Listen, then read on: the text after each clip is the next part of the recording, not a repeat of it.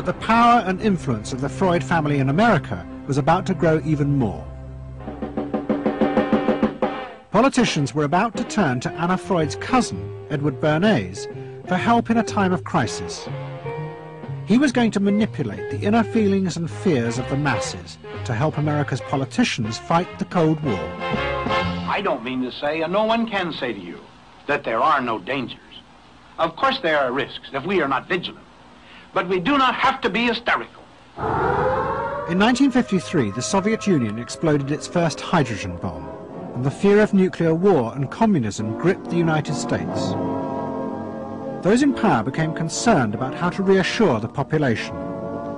Committees were set up and public information films made, appealing for calm in the face of new threats, like nuclear fallout. It's the fallacy of devoting 85% of one's worrying capacity to an agent that constitutes only about 15% of an atomic bomb's destroying potential. At this point, Edward Bernays was living in New York. In the 1920s, he had invented the profession of public relations and was now one of the most powerful PR men in America. He worked for most of the major corporations and advised politicians, including President Eisenhower. Like his uncle Sigmund, Bernays was convinced that human beings were driven by irrational forces. The only way to deal with the public was to connect with their unconscious desires and fears. Bernays argued that instead of trying to reduce people's fear of communism, one should actually encourage and manipulate the fear, but in such a way as it became a weapon in the Cold War. Rational argument was fruitless. What my father understood about groups is that they are manipulable, they're malleable, and that you can tap into their deepest desires or their deepest fears and use that to your own purposes. I don't think he felt that all those publics out there had reliable judgment, that they very easily might vote for the wrong man or want the wrong thing, so that they had to be guided from above. One of Bernays' main clients was the giant United Fruit Company. They owned vast banana plantations in Guatemala in Central America. For decades, United Fruit had controlled the country through pliable dictators. It was known as a banana republic. But in 1950, a young officer, Colonel Arbenz, was elected president. He promised to remove United Fruit's control over the country. And in 1953, he announced the government would take over much of their land.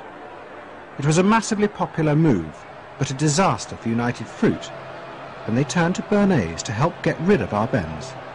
United Fruit brings in Bernays, and he basically understood that what United Fruit Company had to do was change this from being a popularly elected government that was doing some things that were good for the people there into this being very close to the American shore, a threat to American democracy, that it being at a time in the Cold War when Americans responded to issues of the Red Scare and what communism might do, he was trying to transform this, and brilliantly did transform it into an issue of a communist threat very close to our shores, taking United Fruit again as a commercial client out of the picture and making it look like a question of American democracy, American values being threatened.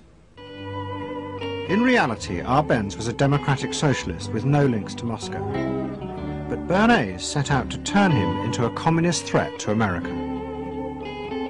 He organized a trip to Guatemala for influential American journalists. Few of them knew anything about the country or its politics. Bernays arranged for them to be entertained and to meet selected Guatemalan politicians who told them that Arbenz was a communist controlled by Moscow. During the trip, there was also a violent anti-American demonstration in the capital.